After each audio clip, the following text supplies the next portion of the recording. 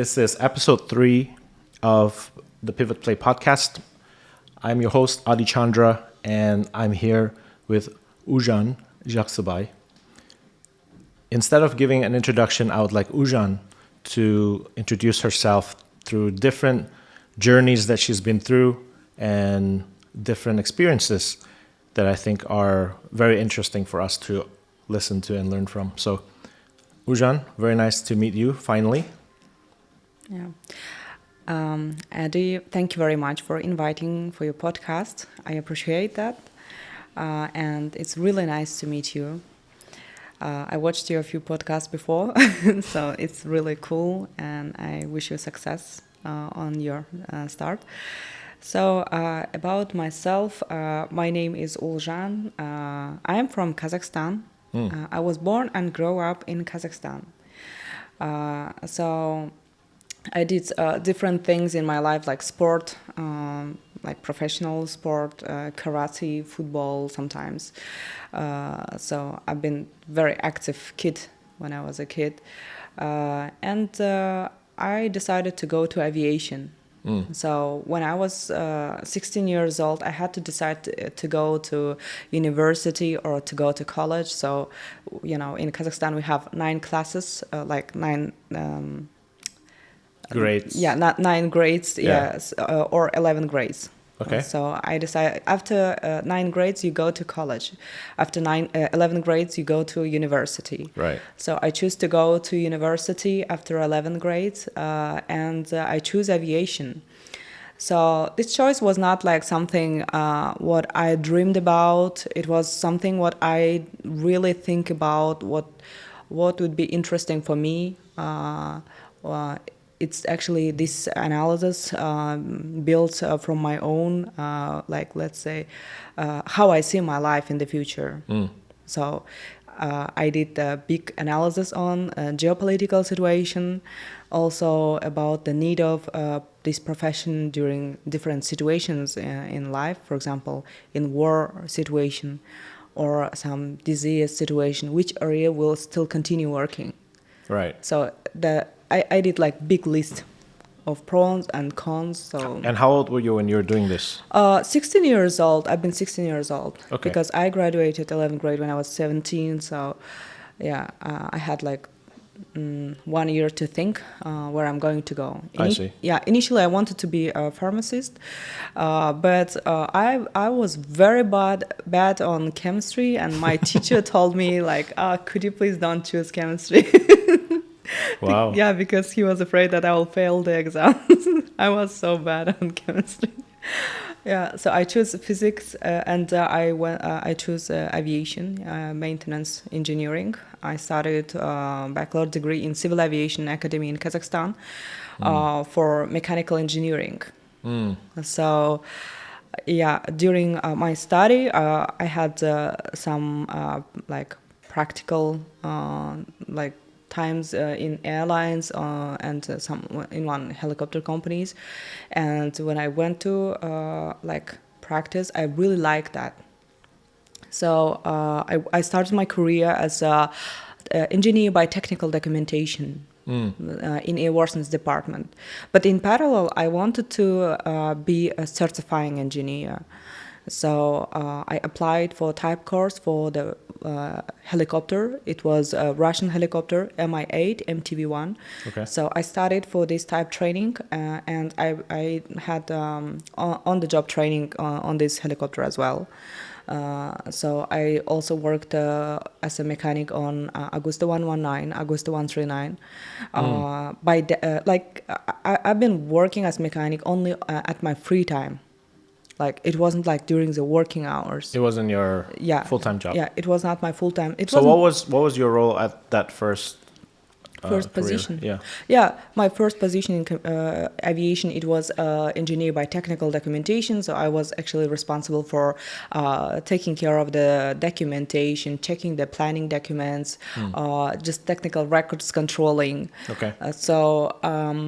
Yeah, basically this kind of all the documentations in Airworthiness department. let's say, closing the work orders, scanning them, checking them for full, correct filling, and identifying some errors, and on-time reporting to Airworthiness department to correct these documents. Also supporting a planning team to calculate the hours of helicopters, so planning the tasks. So yeah, it was my first year in aviation. How big was the team that you were working with, and what else did they do? It wasn't so big. Like one Airworthiness department were like 3-4 people. It was not big company. It was one helicopter company.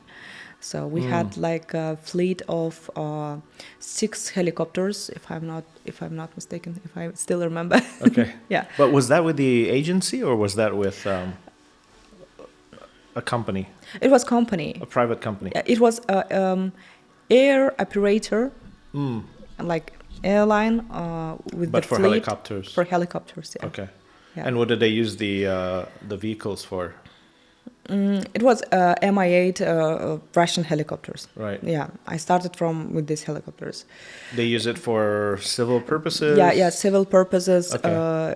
They sometimes had like government requests on, let's say, to organize flights around the city to the ministry or to the, to some government reps. Okay. And also, they had some contracts on firefighting services in Istanbul, in Turkey, and in Africa. Right. So they had, let's say, different proposals, different services. Sure. Yeah. Let's talk about Kazakhstan. It's a different country than many are familiar with, and I think a lot of people in the West are probably not aware of what Kazakhstan is and the culture, the people, the history, the heritage. Yeah. Why don't you share a little bit about that? Yeah, sure. When I meet foreign people, first thing what they ask, like, "Oh, Borat." Do you know Borat? Did you watch Borat? Yes. Have you watched it? Yes, I watched it. Okay. Did you like it? No, because first of all, this movie is not recorded in Kazakhstan. Right. It's kind of some caricature, so I didn't pay attention on this, to be honest. Yeah, it's caricature, it's satire, it's silly stuff. Yeah. Silly comedy. Yeah, but it's a little bit insulting our nationality, but it's fine. Yeah. That's what comedians do. They insult us all the time. Different peoples. Yeah, I think that comedian and the show must be something like really funny.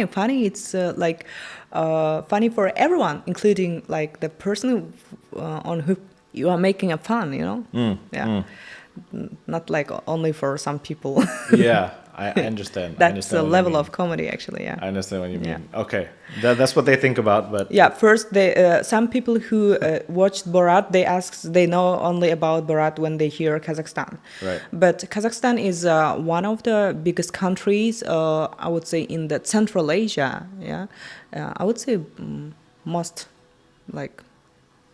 biggest country in Central Asia. Yeah. So and some people asks me question about if Kazakhstan is part of Russia or part of China. No, it's not like this. By history, Kazakhstan history starts from 10th, 12th centuries, and initially we were like Kazakh.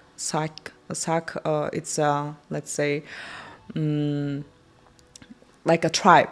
Right. Yeah, there were Sak, Guns, Oghuz, from Oghuz, like Turkish people, from Guns, Mongolian people. Okay. Saks are like Kazakhs, all these tribes. Like tribes, different. Initially, Kazakhs are coming from these roots. Okay. Yeah, so we have a big history. Of course, time by time, because of influences of some war situations and some political situations, for example, to joining to the USSR as well, or some another nations' influence into Kazakh culture. Some of the history, some of the facts of history didn't deliver to our generation. Right. Yeah. Right. But for people who really wants to know about Kazakhstan, there are lots of books they definitely can find. They can make a research, and there is lots of foreign scientists and historic people who really makes that research, and they just wonders how Kazakh traditions are big, rich, and how very old this nationality is. Yeah. What are some things that are unique to the culture, to the customs of the Kazakh people? Yeah. We've been nomad nation. Right. We've been always traveling. Yeah. What I'm still doing. Well, you're traveling in a different way. Yeah. I'm living in different countries. Yeah. So yeah, Kazakhs are actually a nomad nation. Right. And the difference is right now the real Kazakh traditions are, and their let's say lifestyle is very changed. Yeah. Before, Kazakh women were warriors. They used to fight to save the country and to save the lands, to protect their families, and they were not housewives. But nowadays, due to influences of some religion part or other cultures, now Kazakh women's role is lower than men's role. Okay. In terms of family, also in the society. Okay. What I don't support, I'm not feminist, but I support this kind of adequate equality. Right. Yeah. Right. How is that today with the younger generation? Do Yeah. they see it more like the way you view it, or how are things in general with regard to overall society perception? Well, I can judge only from my perspective, from my area of living. So I would say that 10 years ago, when I just started my career, I faced lots of obstacles because of I am a woman who chose the men's job, like mechanical engineering and aviation. Okay. And I had very serious obstacles and comments on saying that it's not women's job. So nowadays, I see in Kazakhstan lots of girls are going to this position, like mechanical engineering position. So I'm so happy and proud of them, and I see nowadays situation is improving. So yeah, I think we need more women in aviation, in engineering. Right. Yeah. You know, you mentioned about women in aviation, and I have personally been in aerospace throughout my entire career, not on the airline or MRO side, but on the aerospace manufacturing, aerospace suppliers. I don't see a lot of women, to be honest. Yeah. I don't see a lot of women in technical capacity in the United States. Yeah. But I think it's a problem with some US and some European companies, not necessarily globally. Because when I traveled to Mexico, for example, I used to work for companies that have sister sites in Mexico. There are women in engineering. There are quite a few. And then sometimes when I go to a few European countries, Germany, France, they do have women. Yeah. So I think it's a problem in some countries and more severely within the companies in those countries. I think United States is one that have, a little bit of, I don't know if it's less interest in aviation or aviation technical roles. So they might be in other roles, but they're not in the, science and engineering roles within aviation. Yeah. Realistically saying, the maintenance process is really difficult for women. Yeah, but nowadays exist different kind of tools what you can use to balance the force what you are using to set up the force and work like for example these torque wrenches and other tools. Right. Yeah, so you can use them and you can still be a maintenance engineer, but you can be B1 engineer who is responsible for the mechanical part, or B2 engineer who is responsible for the avionic part. So for people who wants to have a like experience in maintenance, it's still like possible to do. I think that the demand is low for this kind of position, like because it requires first of all like lots of deduction. You need to spend lots of time on studying, upgrading your qualifications always, Right. and working. Yeah, so you have to really focus on aviation. It's not easy profession, but still like nowadays salary what companies are offering very low. Maybe that's why there is no like a big interest in aviation. Interest. Okay. Yeah, this is the problem what I later on I want to discuss. Okay. Okay. So if aviation is not the top of mind choice of, let's say, women in Kazakhstan, what are they into? Like what other industries are they I think into? just in Kazakhstan, aviation is not so popular or is not like developed as in USA, and that's why people doesn't know that there exists civil aviation academy, that there you can be an engineer. So people doesn't know that. For me, it took like real research to understand where I'm going to go, you know. So I believe that there is no like proper promotion to aviation world. Yeah. And also in civil aviation academy, lots of girls or boys like graduating this academy, but like most of them doesn't work by profession. So first obstacle, they say they just quit, like they just switch to other positions, other departments. But still you can, even if you don't want to work directly on aircraft maintenance, but you still can be helpful on reliability, on planning, on management, continuing airworthiness. There is lots of engineering positions. So first of all, I think that it's difficult to study and continue. Second is the salary is really not cool. Not appealing. Yeah. Another thing is maybe also environment. When the newcomers come to, like students comes to the aviation world, maybe managers doesn't make this work very interesting, you know. Right. Yeah.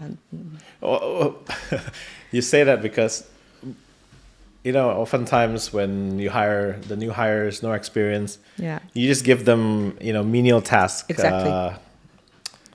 You know, in my case, it'll be like, oh yeah, do all these engineering change notices. You know, oh, we have a typo. Yeah. In our tolerance, go fix that. Yeah. It's not very interesting. It's not very challenging. Yeah.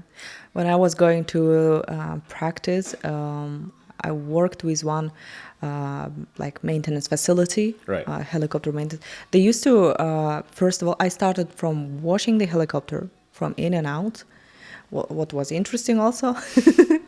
And second, they asked me to start cleaning the bolts. They told me you need to properly clean this bolt because we are going to inspect them for cracks. The good thing is people used to always explain why we are doing that. Right. That's why it was interesting. For example, I was cleaning the wheel, and engineers told me, please clean this wheel properly because we are going to like check for the NDT.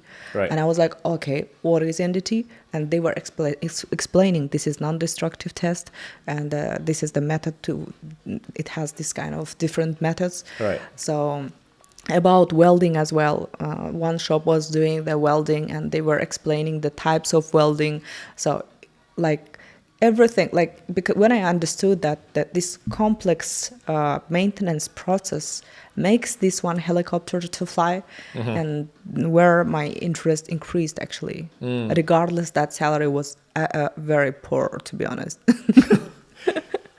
When you worked for them, did you get a chance to ride in their helicopters? No, you cannot ride the helicopter. No, not at all. So employees are not allowed. No. Really? Yeah. Not even for a company picnic day? No, you cannot ride it. I mean, Okay. you cannot pilot it, but you can like fly during the test flights. Okay. Yeah. But you can come along with the test pilots. Yes, you can Okay. just have test flight and sit on the back seat. Did you? I did. Okay. So the first time you were on a helicopter, you were Yeah. taking off. How did that feel? Was very interesting. Like it's not like on aircraft, you know. Right. It's just like it's not scary. I mean, It's not scary. yeah. Oh. Because during the test flight, like there is limited height where you can perform the test. I see. So you don't fly like more than this. Okay. Yeah. Sometimes when they were performing some test flights to longer distances, I was also like joining to this to this kind of flights, and actually I fly on different kind of helicopters like Mi-8 Russian one, Right. and Agusta 119, Agusta 139, Airbus helicopters different types, Okay. and Eurocopters different types. Correct. Like Correct. yeah. And Bell helicopters as well. Right. Okay. Different types. Yeah. How long did you do that for with a company? Well, when I started my first career. It's been like maximum 2 years, I think. So after this company, I was invited to join to other company, what was actually a neighboring company, Right. in one airport, but next hangar. So in this company, actually, I started working with another types of aircraft, helicopters, like this Airbus, Bell, and Right. yeah. I just want to really tell about this company right now. This Sure. company, I think this company is collapsed, but Sky Service, this company was the best in Kazakhstan. They had fleet of, if I'm not mistaken, 20 or more than 20 different kind of helicopters, and they had their own like airline, Sky Service, and maintenance center. It was SkyTech. So. Actually, thanks for my managers who've been working there and who were teaching me what is maintenance, what is planning is, what is airworthiness is. I'm actually right now working for myself, and I learned from them a lot. And my ex-managers are working in different countries and different companies. So, but that company was the best one. Right. Yeah. So I learned from them lots of things, and I'm so thankful for them.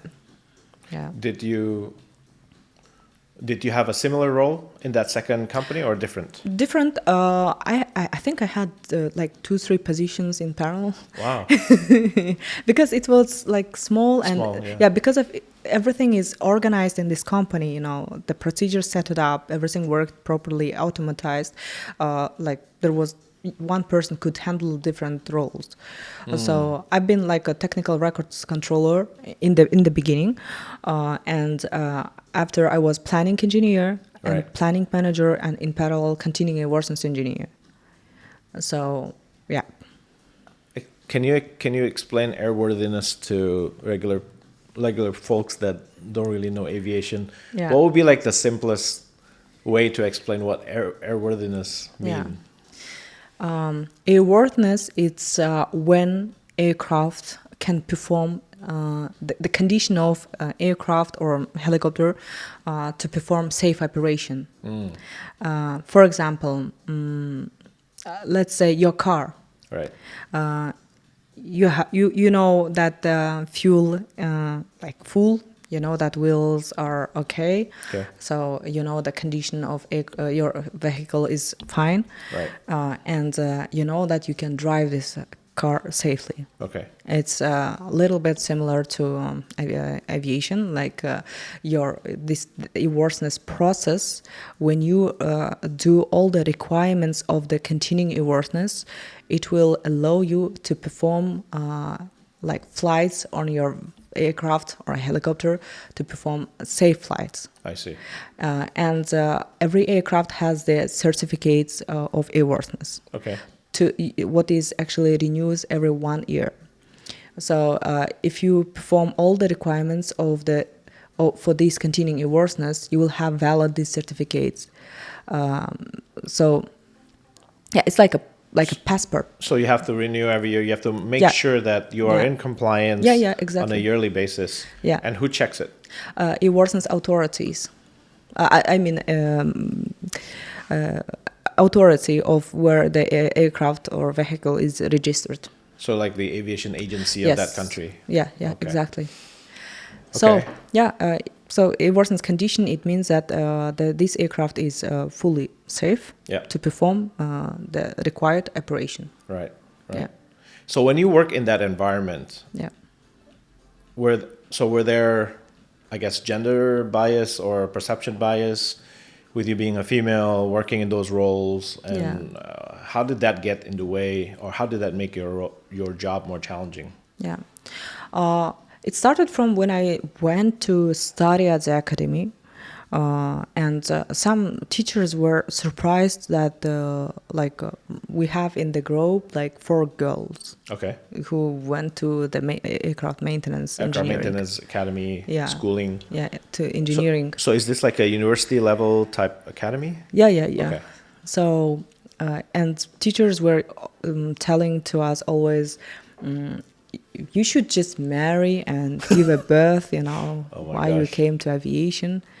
And it was not so motivating, actually. This was your own instructor, your own teachers? No, teachers like for entire Civil Aviation Academy, but they were sometimes teaching some groups, As well? Yeah, they are like teachers, lecturers of this academy. And they make these comments in front of everybody? Sometimes, yes, yeah. Okay. And but I couldn't say that all of them, but few of them. Some of them did. Yeah, some of them did, yeah. And rest of the girls in our group like really married. But did they end up going to aviation?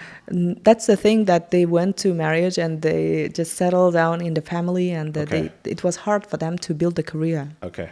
Yeah. For me, it took like my 24 hours dedication and to be able to build a career. So I had full time. I had concentrated. I concentrated on the work and career, so I could do something. So that's the problem, that you need to be better than other candidates. For example, you are female, but there is another candidate. He is a man. Definitely he will have more muscles to work on aircraft. Definitely he will not go to the pregnancy leave. So if you want to have long-term employee, the man will win. This, for that, women have to be more skilled, more trained, and have to show that you are really better. It's really hard to let's say, to be a rivalry to the man, to be competitors to the man, Yeah, so it was one of the challenges. And how did you deal with it? I just studied a lot. So it motivated you even more. Yeah, exactly. Every time, when I face people saying that, oh, you should go and give a birth, blah, blah, blah. And I was saying, okay, one day I'm going to hire you, maybe. So, yeah, it was my motivation. Yeah. It's not to prove to someone. It was okay, but I can still show to them, that women can do that. Right. And I can bring something to the aviation world. Right. Because I really liked aviation. It wasn't something what I dreamed about. It was something what I really analyzed and choose it. So that's why I knew where I'm going. So before this episode, before I met you, I talked to Sean Azizi. Yeah. First Officer Sean Azizi with United Airlines. Did you? Yeah, I did. What did you think of him? With one part, what he said, that people judges you by your age. I agree with this. Right. That's the truth, and that's what I want to also add. Sean, I as far as I watched and I understood his career background, I can see that he was also the fighter, and he is young and ambitious, and he's just hardworking guy. Yes. And people like who are like older than we are, like than young generation. If you go them and explain them some like how can I help you to your company, what can I do for you, Right. and let me help you, they don't trust your experience looking just at your face, saying that, oh, you just had like 10 years in aviation, you are already consulting companies, like like I'm 50 years in aviation, but I don't consult companies, it's like judging. Okay. And they don't understand that the age means like nothing. Nothing. Yeah, because as I said, for the last 10 years experience in aviation, I worked almost 24/7. If I had some free time, I applied for some courses, and I was studying and enlarging my scope. So I believe that Sean did the same. He did the same. Yeah, exactly. When he was training to be a pilot, that's all he did, and that's why he was able to obtain his CFI very quickly. Yeah. And then he started teaching and instructing other people to fly, and that's where he get the remarks that how young he is, etc., etc. And what's really not surprising to me is even as he went into the industry as a full-fledged, pilot, of a 737. Yeah. Just imagine that Sean is a man, first of all, in aviation world. In America. Yeah. In America. But still, he's young. Because of he's young, people doesn't trust his experience. Right. Just imagine, I am in, let's say, not mostly like from a patriarchal country. Right. Yeah, and I am a woman and I am young. I have, let's say, for people who has that setup of mine, I have full red flags, So just imagine like how it's difficult for me. Yeah. Okay, and let's segue a little bit about where you grew up, and tell us a little bit about your hometown. Tell us a little bit about what kind of environment, what kind of childhood you have. Yeah, sure. How what was your growing up experience like? Yeah, sure. Anything you want to share? Exactly. Well, I was born and grew up in the city called Qyzylorda in Kazakhstan. It's southwest side of Kazakhstan. Okay. So this city is like village type. It's still not like modern. Oh, really? It's 2024, but still this city is not developing very well. Okay. So where is the Cosmos Center Baikonur? Baikonur, have you ever heard satellite rockets flying from Baikonur? Okay. It's actually this city is neighboring to my country, to my city. Oh. It's near to this city. Right. Yeah. Is it a mountainous area or No. It's really? like a steppe. Yeah. Okay. Yeah. Flatland. Yeah. Mm-hmm. And in my country, in my city, in Qyzylorda, actually, there is no something like big events, or like it's not industrial, and it's not like developed city. It's village type city. Okay. So I was born and grew up there. Yeah. Right. I studied in first gymnasium in Qyzylorda. It's a school. It's normal school. Okay. Where I had like physical math, like direction of the studying, physics and math. I mean, yeah. So I studied okay, not great, not bad. Okay. Like, yeah. But since I was a kid, I used to do different kind of sport activities, like karate, football. I played football with some like children around. Yeah. So were you good? I was okay. I continued playing football when I was in Civil Aviation Academy. Oh, really? Yeah, from Civil Aviation Academy team. And last year we had the Embraer football tournament. Really? So I participate from airline. Well, Embraer had a football tournament. Yeah, we had kind of I didn't know that. networking like tournaments. Where? It was in Netherlands. Wow. Yeah, I played football there. Wait, so how did they form the teams? From airlines. Airlines. Yeah, they sent invitation to all the airlines, Embraer all the operators. Embraer operators and Right. future clients as well. Right.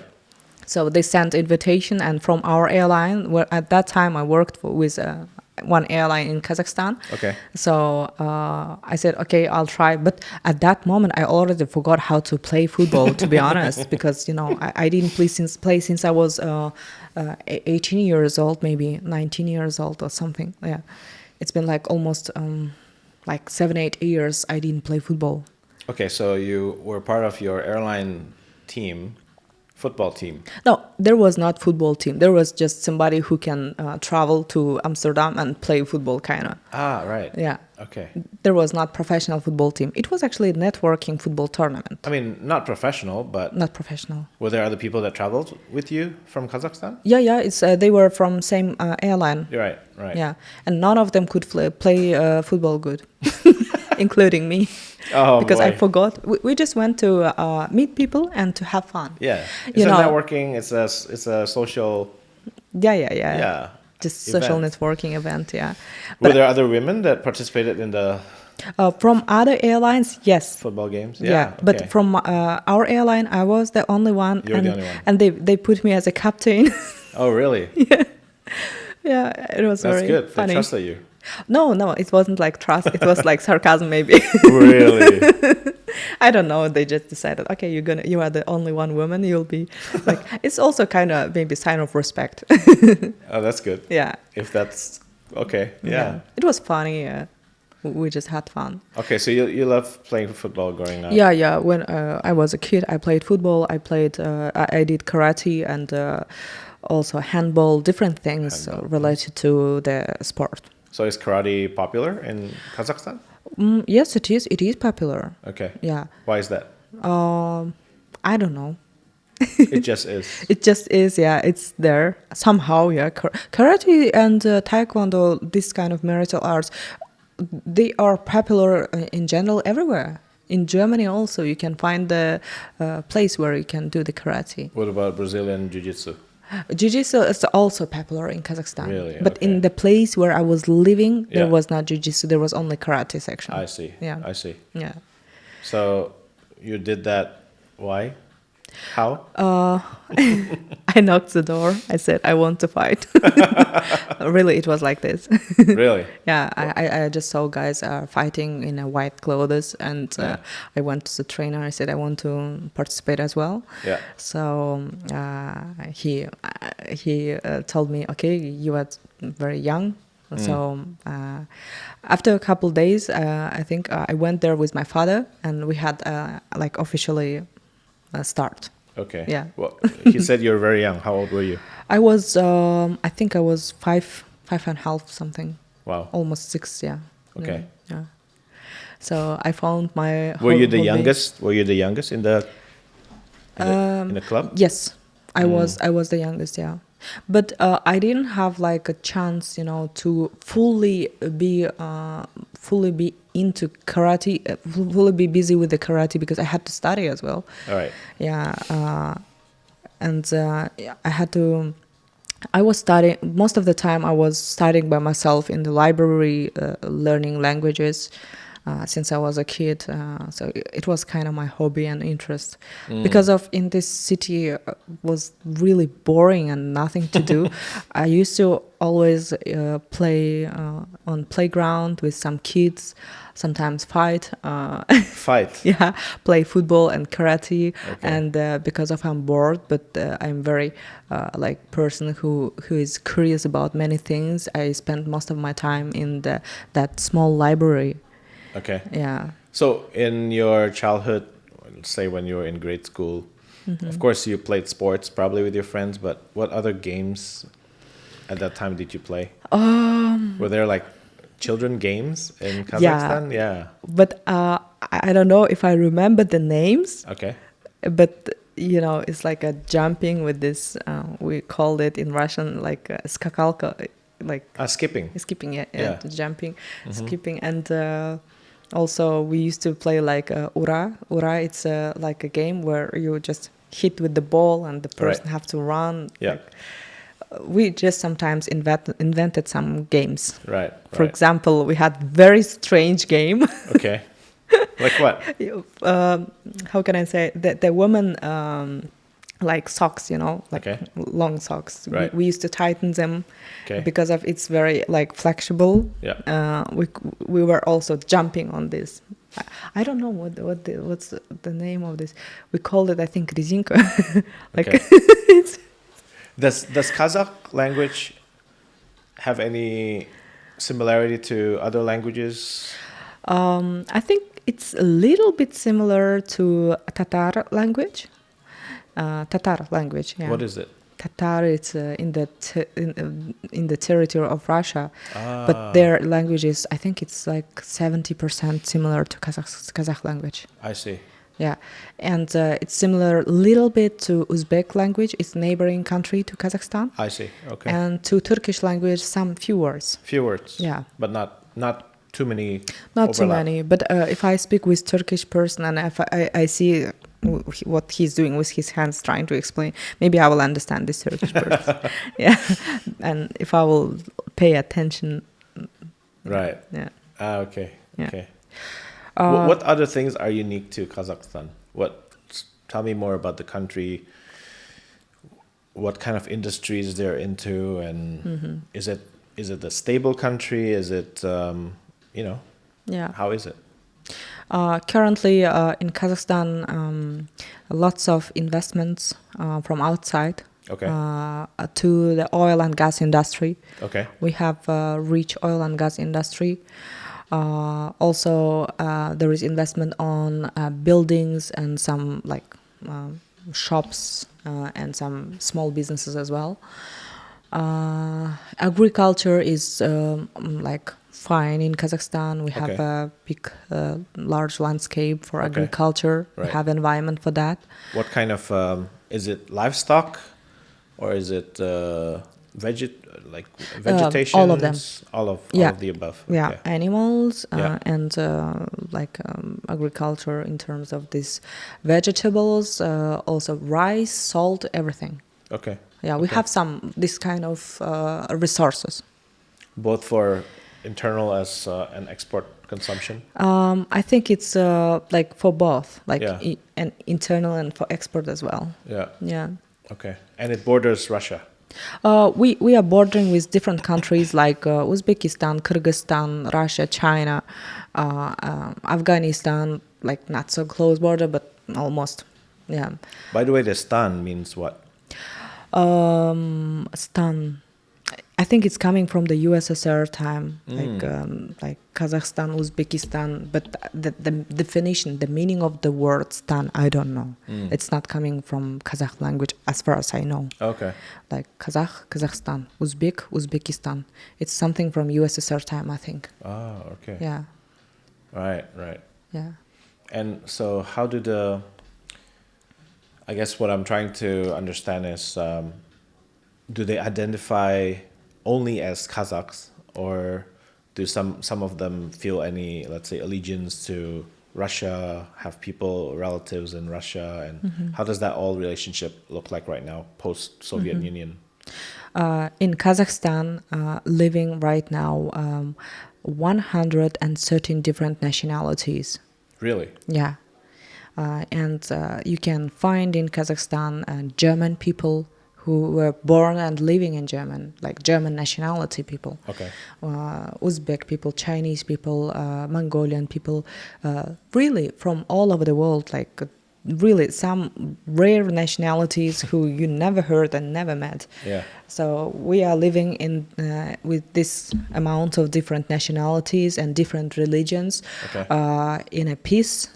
Like we don't in Kazakhstan discriminate nobody. Okay. Like if we see, I have Russian friends, I have Korean friends in Kazakhstan who were born in Kazakhstan. Born there? Yeah.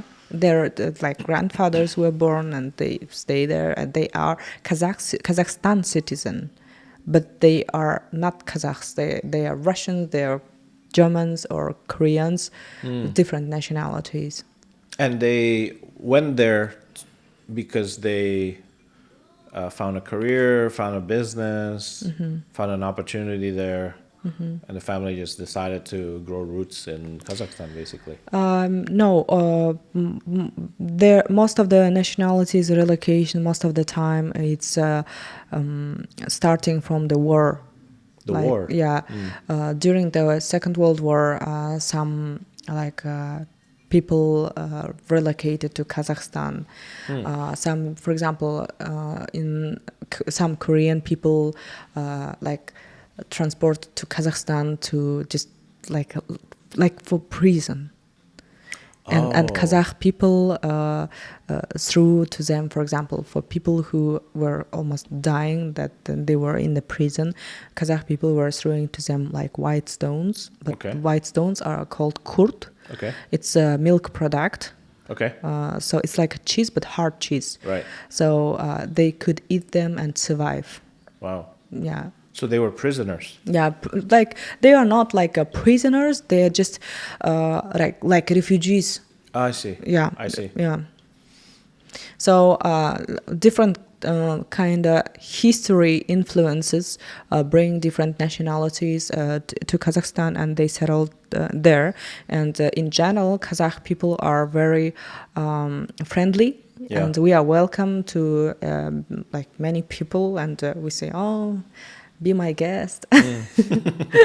Yeah, so it's really comfortable to live in Kazakhstan. What I like. Do you still live in your hometown, or have you relocated elsewhere? I live in the capital of Kazakhstan, in Astana. Astana. Okay. Yeah. But my parents still lives in Qyzylorda. Yeah. Yeah. Astana is very cosmopolitan, very modern. Yes, it's very modern city. Right. I really like Astana. You know, it's the coldest capital in the world. Sometimes during the winter time, The coldest. yeah, degree goes down until -40. Yeah, but still I like Wow. Astana, including with this cold. Okay. Yeah. The cold is for how many months? It starts from end of November until mid of March. Okay. Sometimes we had some like years where Yeah. we had in April snowfall. Wow. Yeah. Okay. So it's still. It's the coldest, yeah.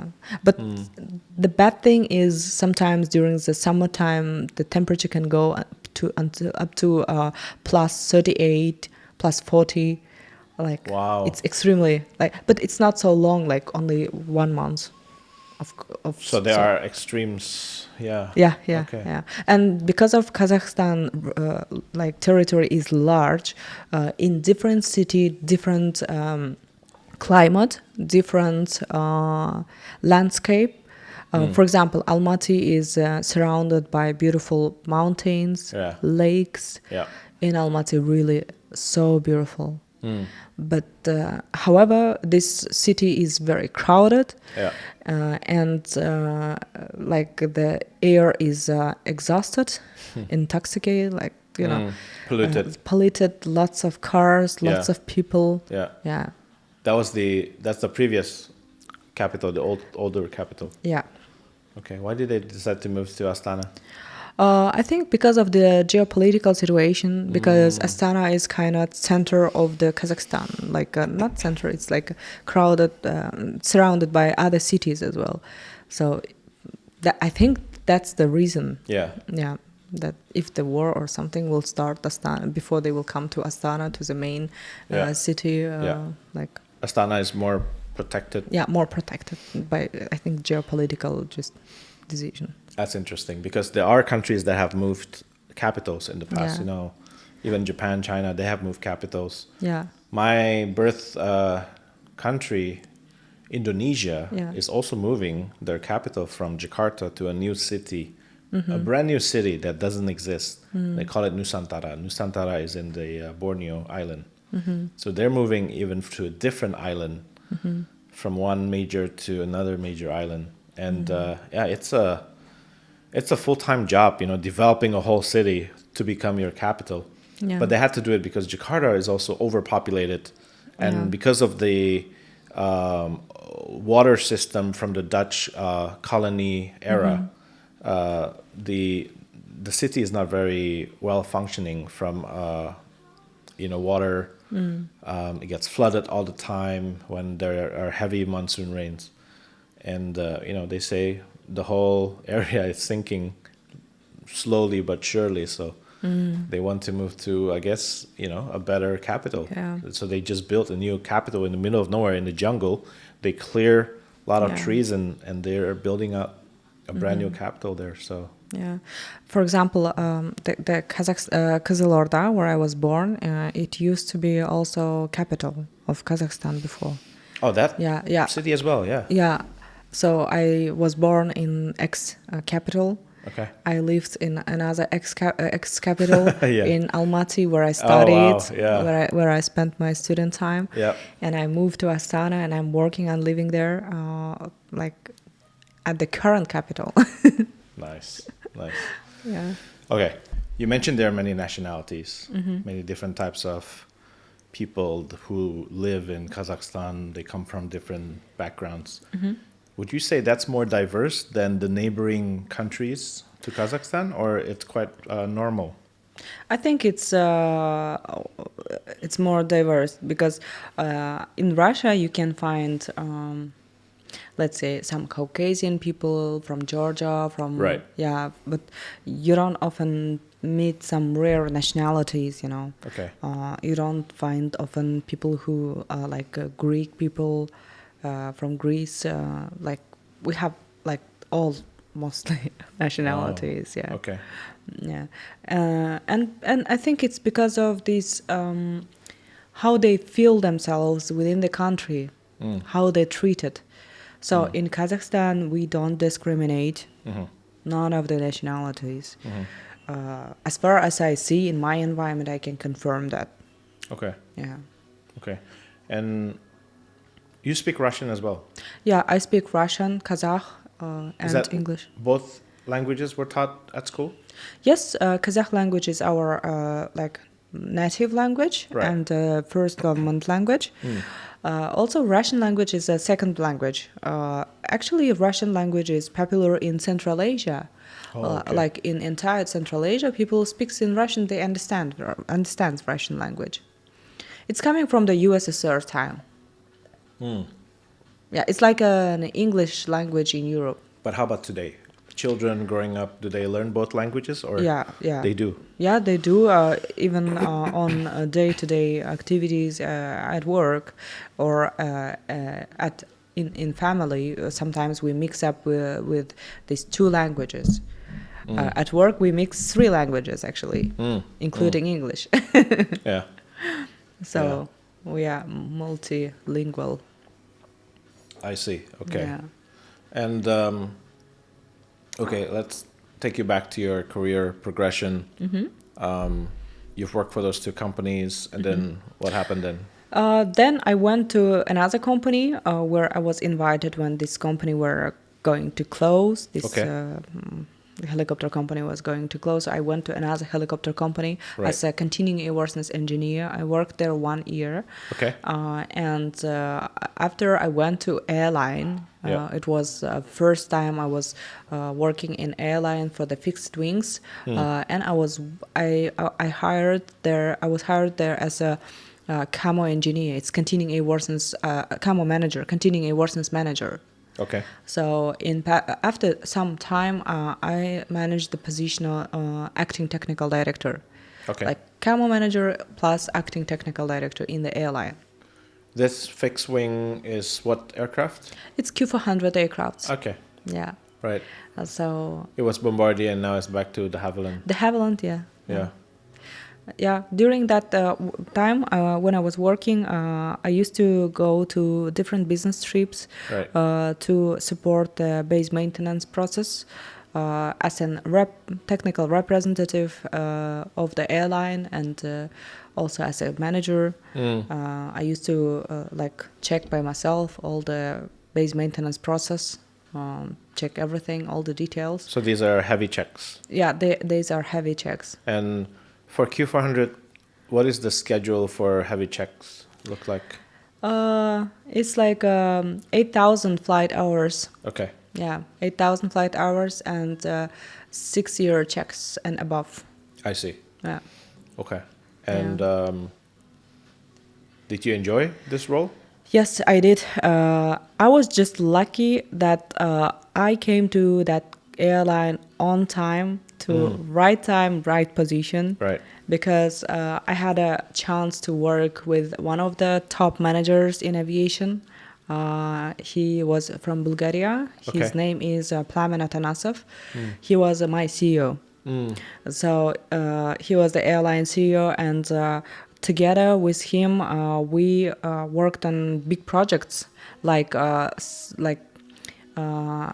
setting up the continuing airworthiness management department unit, also opening the registration of the all fleet from Aruba registration to Kazakhstan, also opening the line maintenance station from zero.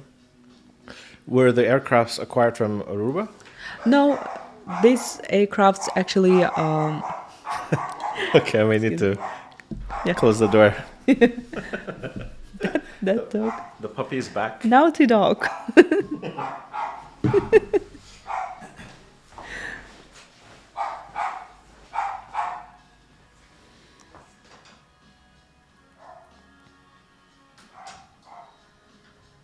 Yeah, it's better. Okay, so you mentioned about Camo, and you work Yeah. for the airline that Yeah. operates the Q400. Yeah. Yeah, we built from zero line maintenance station. We we received approved maintenance organization certificate, aircraft maintenance organization certificate. Right. So we did this kind of huge project. So from this CEO, I learned how to implement this kind of new changes within the organization, how to build a roadmap, how to plan the project. So how to make how to make the management of change, because at that time we had that like top manager, top CEO. Also we had one of the like, let's say, coolest IOSA auditor with us, Mr. Valery Pinzeri. He used to be head of compliance department. Okay. So he also helped us a lot. We had also from Ukraine one of the best compliance managers. His name is Igor Bekon. You see that in one organization, in Right. one department, we Right. had one person from Ukraine, Yeah. one person from Moldova. Our CEO was from Bulgaria. So we had also one safety manager. She was from Romania. Wow. And we had one safety director. She was from Kazakhstan. Okay. But she was a citizen of Uzbekistan, I think. Okay. So you see that only in small company, like Right. small departments, Yeah. we already had different nationalities. So But in this case, the airline that you were with at that time, yeah. seems like there were many women in managerial and management position. Yeah. Is that true? So it's a more, let's say, It was, welcoming. it was environment. okay. Yeah, Yeah. It was welcoming environment there. Yeah, in this company specifically, we didn't face any kind of discrimination, to be honest, from the like management level or from because you see that our managers were from different countries, and they had different background. But however, we had, when I was acting technical director, there was some local people who were against reporting to me because of I'm a female. Yeah, that was a true story. How did you? Did you have to deal with it? No, I just ignored that. You ignore them. That was what I can do. Like I cannot force them to like me. Yeah. I'm not like money. I'm not $100. You know. You can only control what you can. Yeah. Because of I was really working hard. Sometimes I didn't have time to pay attention on such things. Okay. Yeah. Okay. Because I had to work a lot. Okay. We had short time and we had like targets to reach in this short time, and it was really good for us to on time to implement all these processes, to have our own organization, to have in our country registered aircrafts. All of these processes, as soon as sooner we do that, like easier would be for us. Yeah. When you were promoted to the camo manager position, Yeah. how many years into your career was that? I think it was 5 years. 5 years. Yeah, 5 years. Because when I just started my career, I told to myself in 2021, after 5 years, I will be the head of this department. I see. That was my target. Right. But it can be in other airline, doesn't matter. But exactly after 5 years, I've been a manager, like of this kind of department. Would you say that's pretty quick or that's pretty normal in Kazakhstan? It's very quick. It's very quick. It's very quick, not only in Kazakhstan. Yeah. Yeah. And how long were you with that airline? I've been with them like 2 years. Okay. And after 2 years, I had an offer to open one European company, like branch in Kazakhstan. Okay. So I happily accepted that. Okay. And we started building the office in Almaty. So did they reach out to you or did you reach out to them? They reached me. They reached me out. Yeah. They reached out to you. They Yeah. wanted to extend their business to Kazakhstan. Yeah. And Okay. they wanted me to manage, to have this office for entire Central Asia. So it was like mutual interest. And we had big plans to enlarge their scope, like build their business. And because of their EASA organization, it's European certified organization, I also was happy to have their approval with me and certificates with me. But the bad thing is in Kazakhstan there is no big demand on continuing airworthiness management, like because every airline has their own camo organization. Correct. So if they have like individual owners, or if there will be individual owners of aircrafts, they usually go to the big companies who already working and flying, doing this business jet air operating processes. Right. So that's why for the new just joined companies, it's not easy. And they reached out to you because they know you from your work as a camo manager? No, I think they found me on LinkedIn. Okay. Yeah.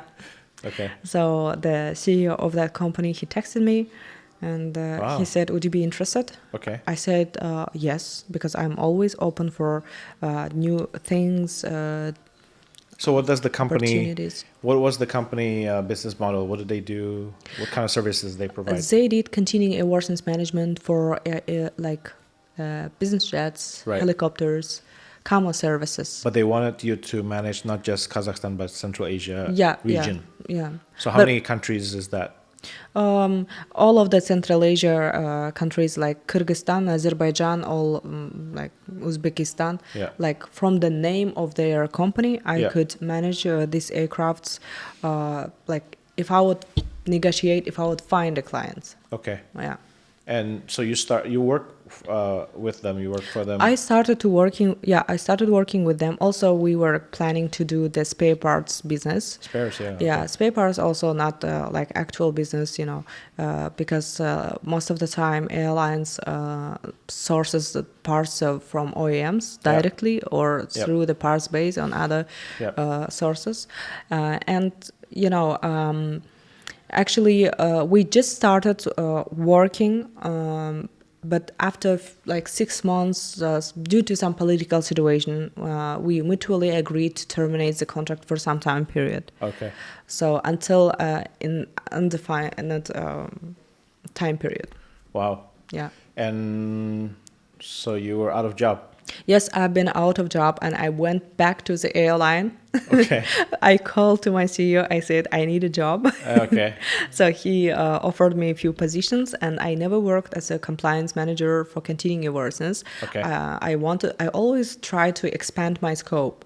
So I happily accepted that role. I agreed. I said I would like to try this position. So I worked as a compliance manager for continuing airworthiness, also as an acting quality manager. So I was responsible for the audits, internal audits, setting up the procedures, aircraft inspection, this and that. Right. So from that point, I learned how to inspect the aircrafts. Wow, how to audit okay. the airlines, how to audit the MROs, Okay. how to assess the service providers and suppliers. I learned in deep the legislation and what is internal audit is. So I've been with this company again for 1.5 years, and last year, since July, I received some offers for aircraft delivery inspections, aircraft technical representative projects. Right. So when I had already offers, I decided to go back to my LLP, activate it properly, and start working for myself. You basically set up your own business. Yes, yeah. Right now, I'm working for my own company, but it may sound like a freelancing, but it depends on the request. To be honest, if some company needs me to manage their project Right. on base maintenance or heavy maintenance or any other projects, I can accept that.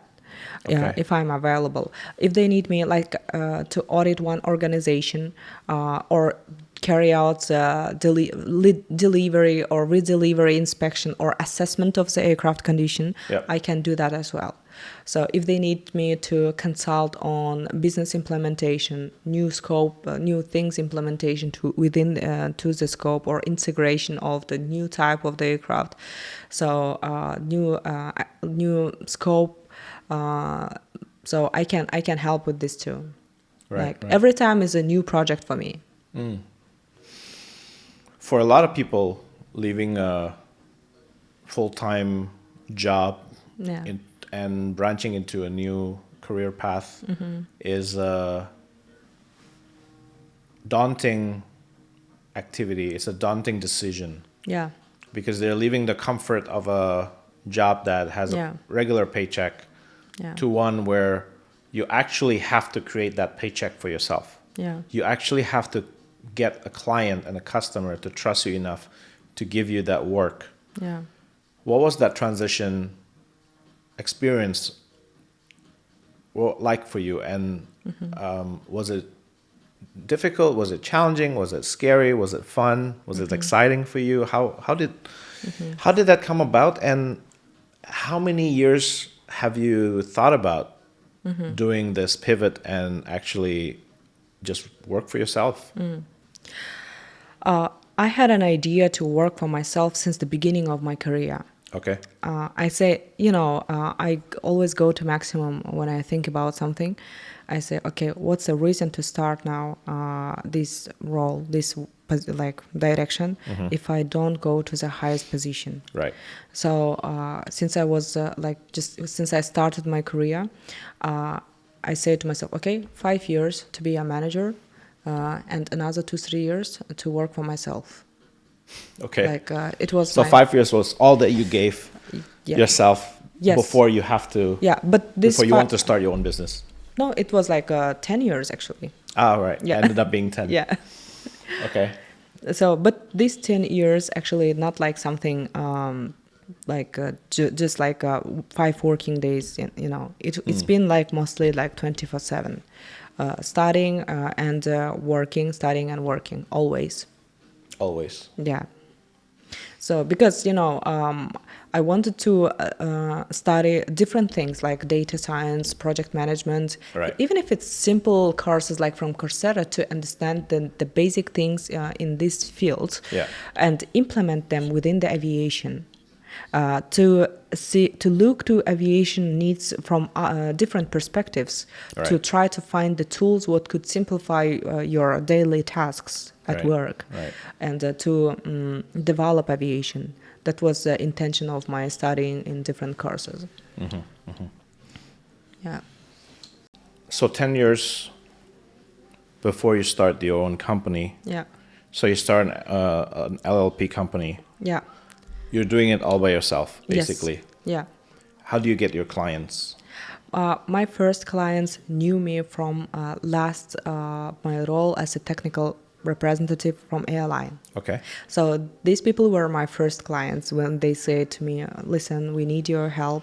Right. Are you available? Right. So I say to them, I still have my valid LLP, what was initially based to have that franchise company. But however, I didn't close the company. I just, like, let's say, freezed for some time period. Okay.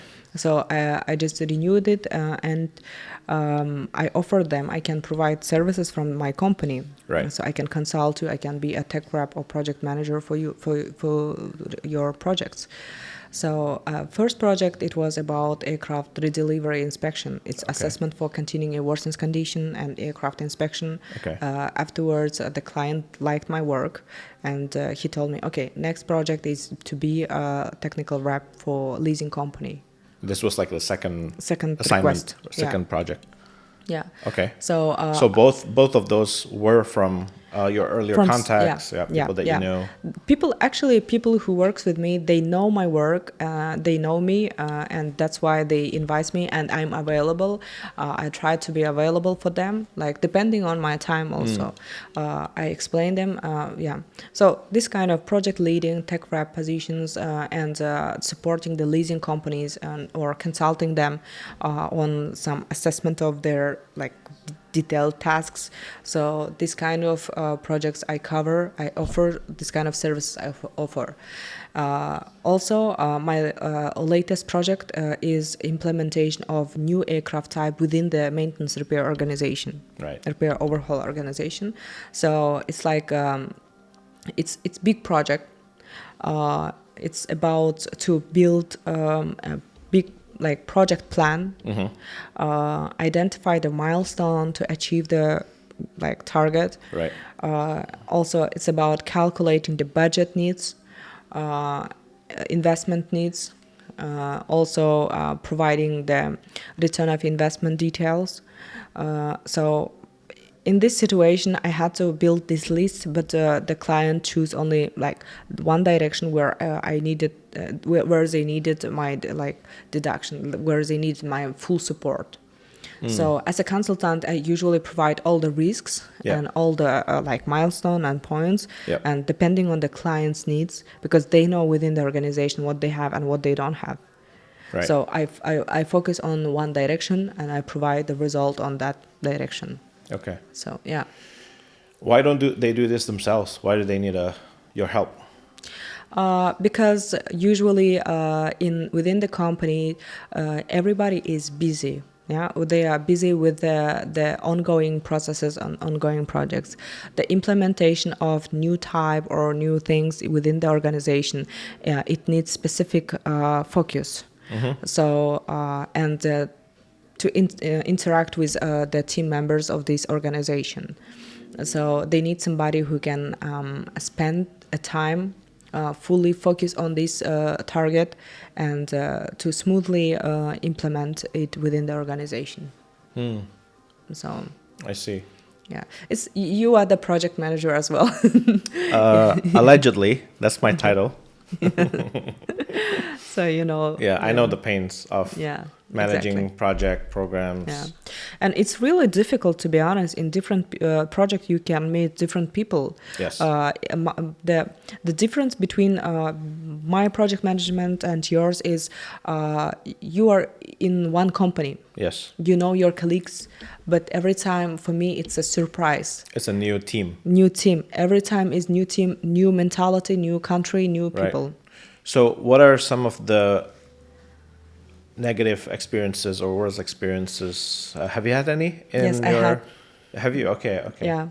I wasn't careful with the document what I was signing. Okay.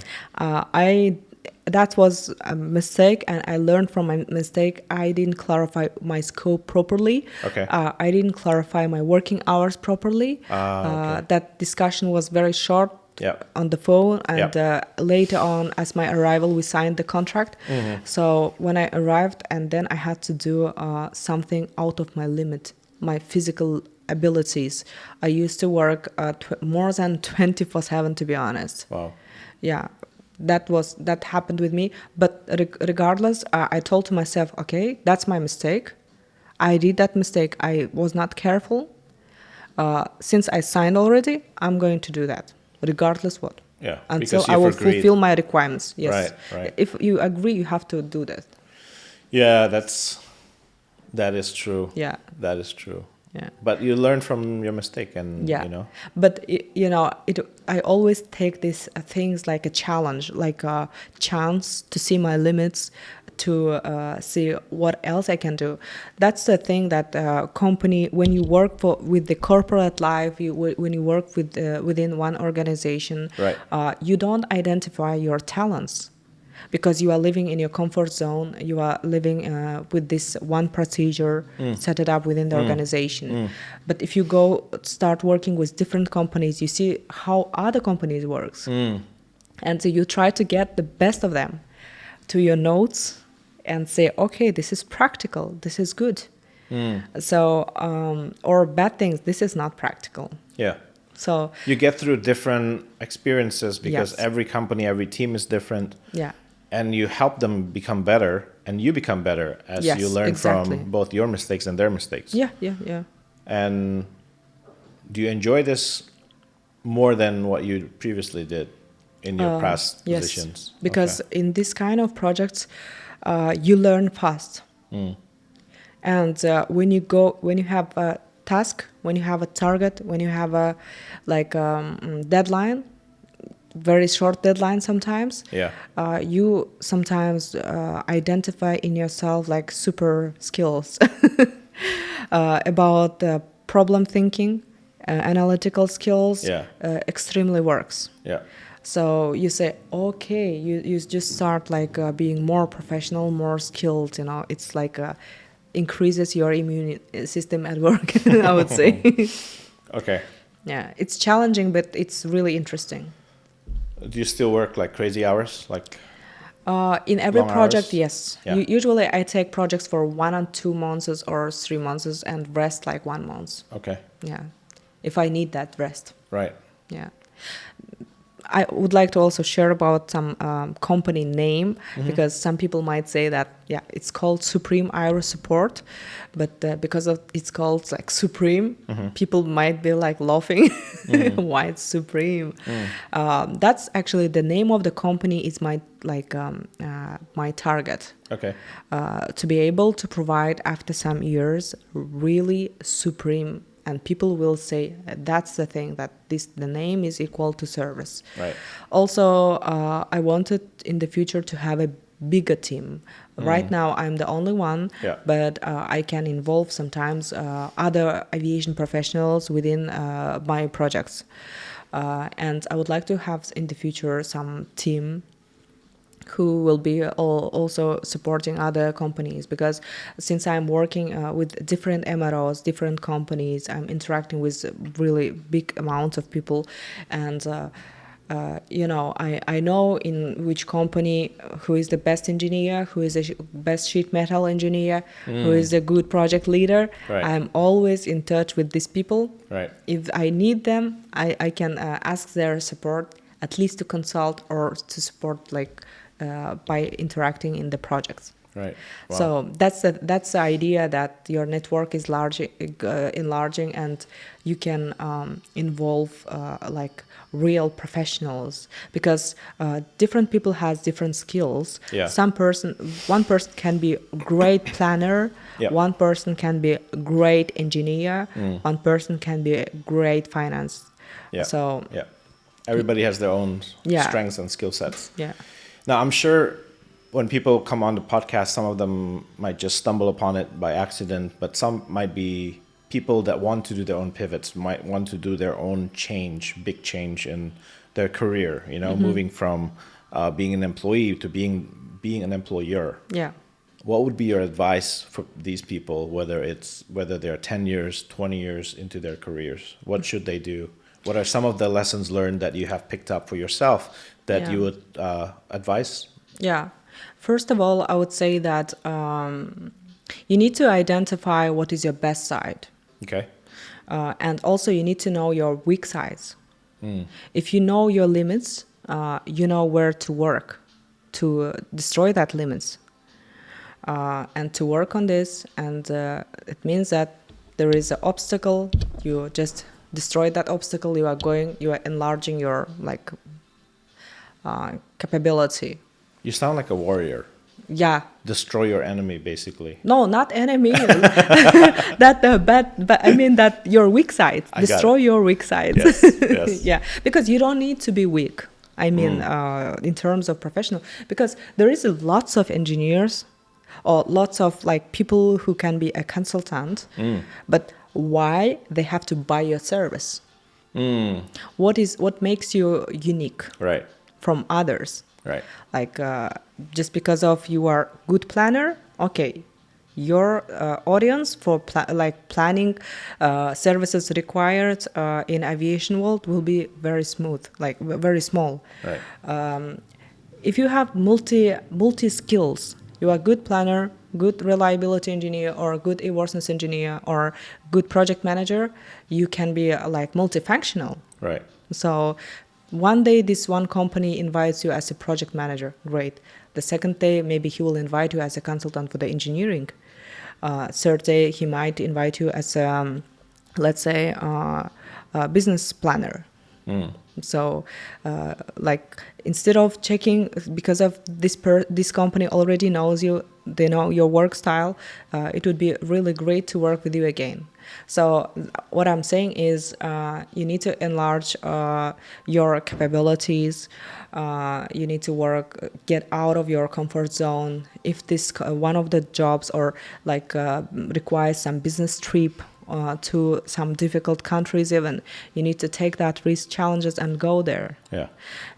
Also, you need to invest your time and money for the career, like for qualification development.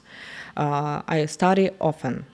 Depends, like even it can be not even sometimes aviation, it can be that digital marketing, this kind of different things. Right. Just to understand, just to sense what else I can do always. And also you don't need to afraid. Of course, don't leave your job before you are not sure where you are going. Right. But however, don't afraid to take risks and never stay in one company more than 3 years if something not changing and the company is not offering you to keep you every single year. Right.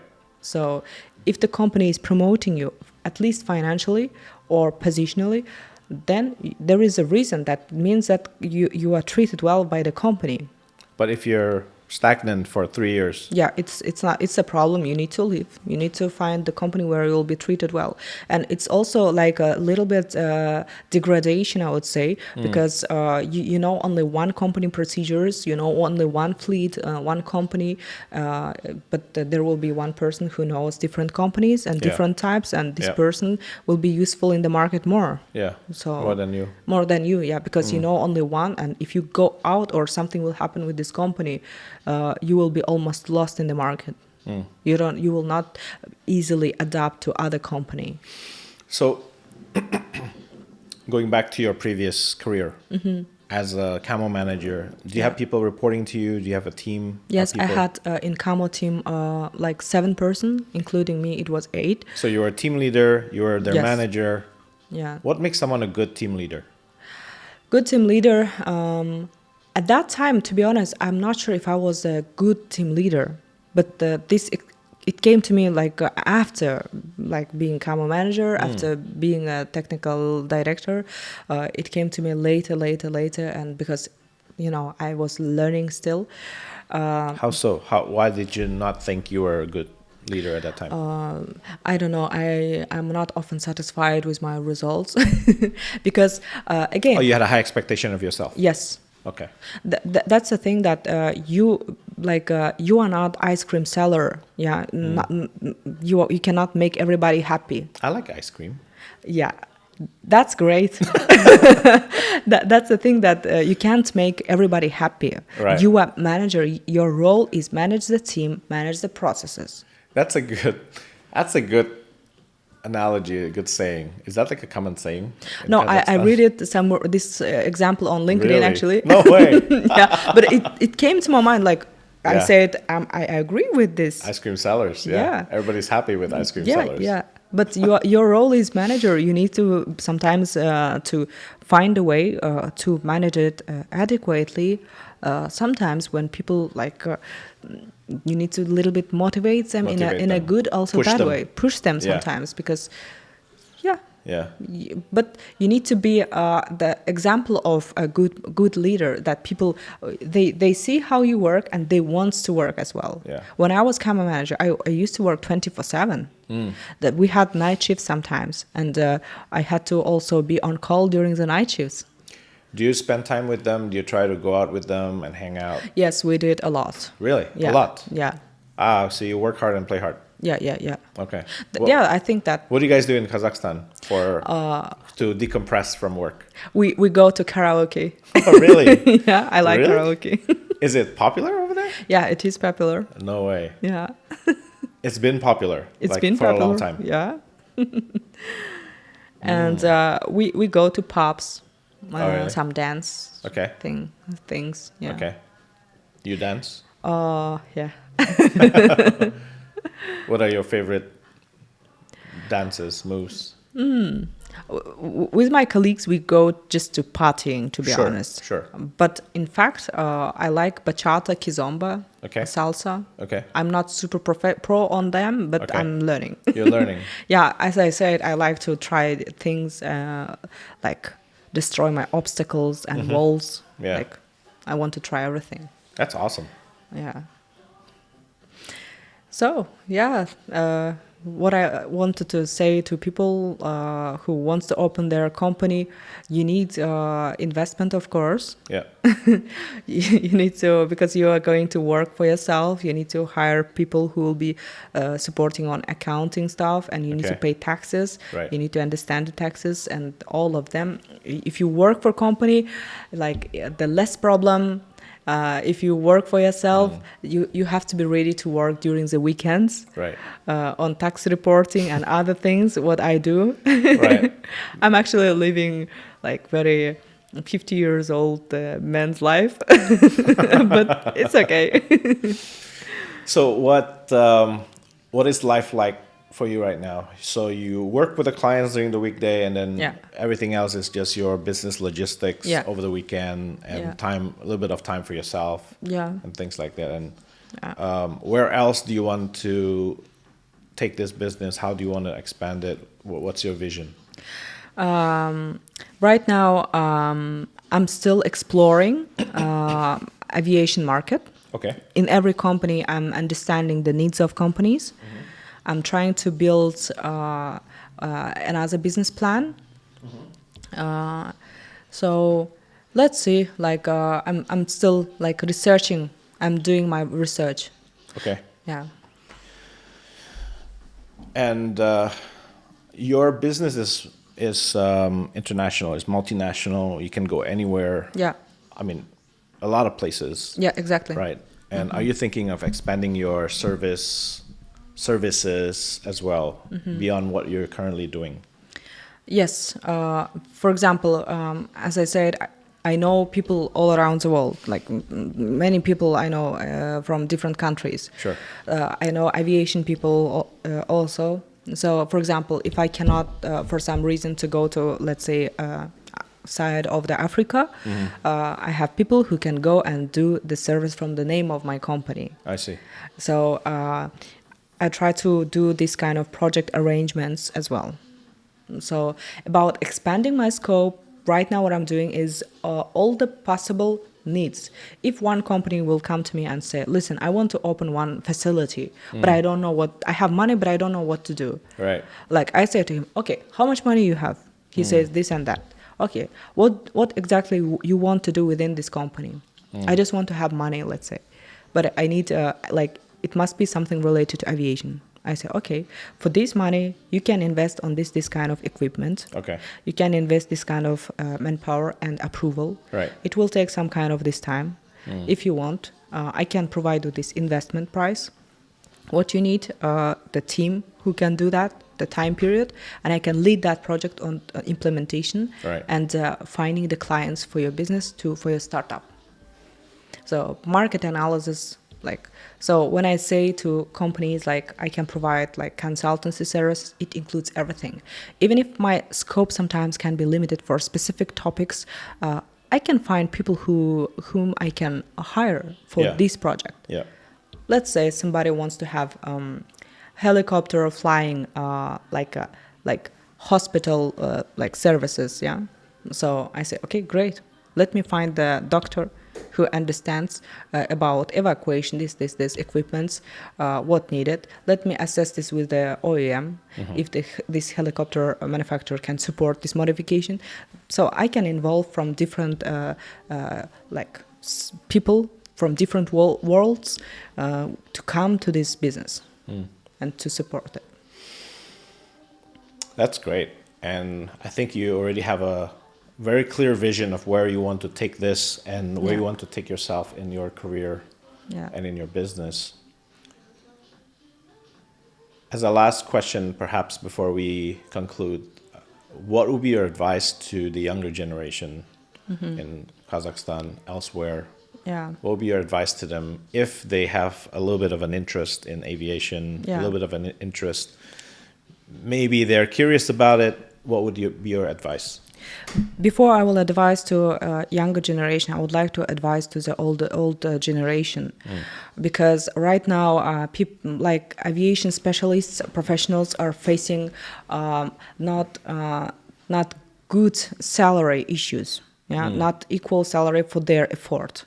They study a lot, they work a lot, they get all the approvals. Aviation study is not easy study. You need to know the engineering and physics and other things.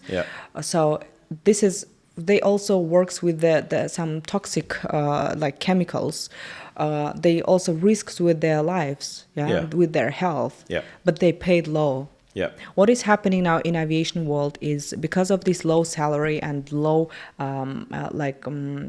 salary package offers, young generation doesn't want to go to aviation. They are not interested. They want to be a TikTokers who earns billions. That's true. They want to be a YouTubers. They want to be a superstars, or at least to open the coffee shops or some shops and marketing this and that. So right now aviation is going to be not most wanted professionals list. This is very risky, because right now what I'm seeing from many MROs, we have old generation who are, let's say, 50, 60 years old. They are extremely experienced. They are really good professionals. They have decades of experience. But there is some very few amount of engineers who are almost like 30, like same age as mine. They are not a lot, most of them like 45, this is closer to this 50, 60 generation, But there is no 30 years old or 20 years old. You can meet very, very few amount of young people. So the transition of knowledge and experience is not smoothly going right now. If companies will continue not making these offers interested to the companies, to the employees, then we can expect to have less professionals, less people interested in aviation, and this smooth transferring the knowledge and experience will stop, and you will just have no one, and you have to hire whoever in the market, not people who studied. Which is risky for aviation. It's happening everywhere. So what I could say that first of all to old generation is they need to review the salary offers. They need to treat well people who are working, who are hardworking. And believe me, in every company where I interacted, where I worked, there was hardworking, willing people. They just treated bad in the salary terms or in emotional terms. So that was the reason of some people's quitting their job, which is not really good. And for young generation, I would say that you need to really understand just do make like a risk assessment of your life. Understand exactly what you need. Don't go because of to any profession just because of you find it like funny, or you find it like beautiful, or you find it like prestige, because time is changing. What you like right now, you may don't like after 10 years. All right. You have to be ready to, in every situation, like this profession and still continue working. During the war, how you will treat your job, your job will be needed. During some epidemical situation, like what you are going to do. During the time of crisis, economical crisis, be ready for the worst case scenarios as well. Like if you cannot like success on your work, what is the plan B? Yeah. So, always have a plan. Yeah. When things go south. Yeah. Things go wrong. Yeah, and I also say that don't afraid to go to choose the difficult professions. It's take it as challenge. I was not good on math. I was not good on physics or engineering, but I did my best to understand that. For example, for normal person to understand the math or physics, it was easy. For me, it took like 20 times to understand, to read it back. But I went there again. So. Wow. Okay. Well, actually, I just remember, since we're in aviation and you're kind of a world traveler, what are some of the destinations that you've enjoyed the most in the past, and where would you like to go next? Actually, I've been only in the European countries. Sure. I liked most of the European countries, like by nature, by environment. Sure. Like Bulgaria, Denmark. It's beautiful, like Luxembourg. Yeah. So my next trip, I would like to go to somewhere in USA. Okay. Yeah. I hope. It's a big country. Yeah. Where would you go? I don't know. I didn't do like exactly research. Like, also, I would like to visit Canada. Canada, Yeah. right? Beautiful, beautiful place. Yeah. So, let's see. Maybe soon. All right. Yeah. Well, Ulzhan, really thank you for your time today. Yeah, Thank you thank for you too. sharing your experiences, and wish you all the success with your career, with your business, and I hope you find joy in those work that you do. I hope you bring such a great impact and inspire people to do what you do and follow your footsteps. Thank you very much for inviting. And I also wish you good luck on your work and on your podcast.